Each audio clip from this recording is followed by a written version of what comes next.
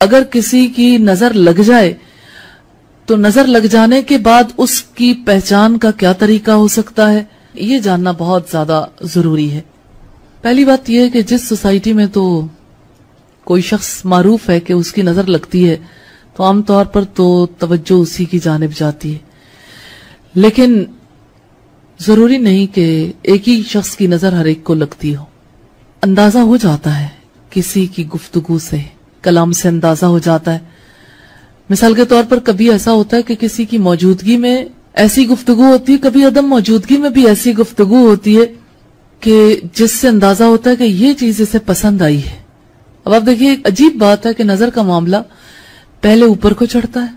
پھر نیچے کی طرف آتا ہے۔ اوپر کو کیسے چڑھتا ہے؟ پہلے کوئی چیز بہت اچھی لگ جاتی ہے، پھر وہی چیز جو ہے اس کی طرف انسان کی ایسی نظر لگتی ہے کہ اس چیز کو ہلاک کر کے رکھ دیتی ہے۔ لیکن یہ بات ذہن میں رکھیے کہ یہ قوت خود نظر کے اندر موجود بھی ہو تب بھی اللہ کے اذن کے بغیر یہ سب کچھ نہیں ہو سکتا۔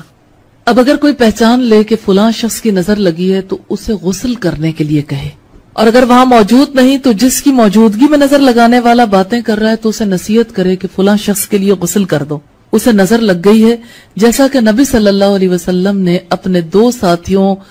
کے بارے میں یہ بات کہی تھی، جب سہل کو نظر لگی تھی تو آپ صلی اللہ علیہ وسلم نے اپنے دوسرے صحابی کو حکم دیا تھا کہ آپ اس کے لیے عامر بن ربیعہ کو کہ آپ اس کے لیے غسل کر دو، کیونکہ سہل جو تھے وہ قریب المرگ ہو گئے تھے، اتنی زیادہ ان کی طبیعت خراب ہو گئی تھی۔ عام طور پر ہوتا یوں ہے کہ جب نظر لگ جاتی ہے تو لوگ اس شخص کا سامنا نہیں کرنا چاہتے جو نظر لگانے والا ہو، اس کے اہل و عیال سے خوفزدہ رہتے ہیں کہ کہیں اگر پتہ چل گیا تو یہی بات قطع رحمی کی وجہ نہ بن جائے۔ نظر بد کے بارے میں تحقیق کرنا بہت زیادہ ضروری ہے اگر کوئی ایسا معاملہ پیش آ جائے جیسا کہ ہم نے عامر بن ربیعہ اور سہل بن حنیف کے حوالے سے دیکھا کہ عامر نے سہل کو دیکھا تو اس وقت انہیں سہل پر بہت زیادہ پیار بھی آیا، تو ایسے موقع پر ان کی نظر لگ گئی جس کی وجہ سے وہ بیمار ہو گئے۔ تو آپ صلی اللہ علیہ وسلم نے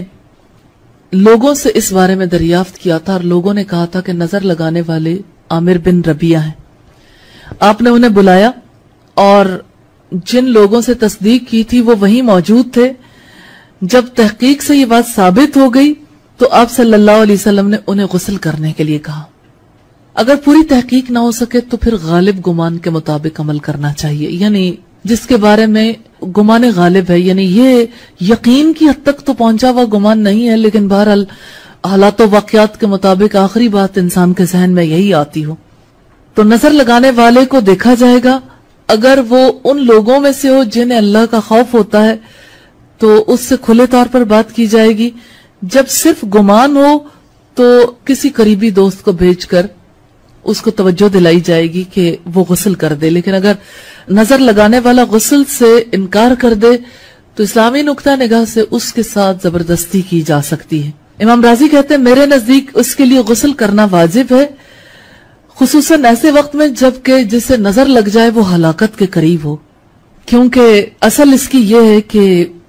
ایک شخص کا غسل کرنا دوسرے کو ہلاکت کے گڑھے سے نکالنے کا سبب ہو سکتا ہے۔ نظر لگ جانے کا علاج رسول اللہ صلی اللہ علیہ وسلم نے ایک تو یہ بتایا کہ نظر لگانے والے کو یہ کہا جائے کہ وہ غسل کرے۔ غسل کا یہ پانی اس شخص کے سر اور جسم پر ڈالا جائے گا جس کو